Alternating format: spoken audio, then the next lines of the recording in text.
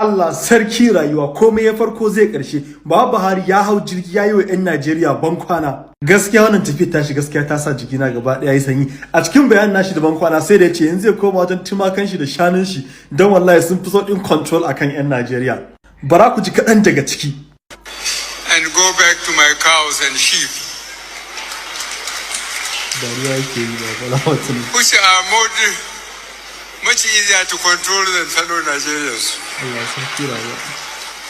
Duk dai a lokacin mulkin Buhari an kama karan Buhari da yawa wanda da zargin kuɗi ko da sata kuɗin talakawa kai tsaye dumu-dumu, amma har yanzu har jiya ban san gobe ba a kama Buhari da laifin wannan abu ba.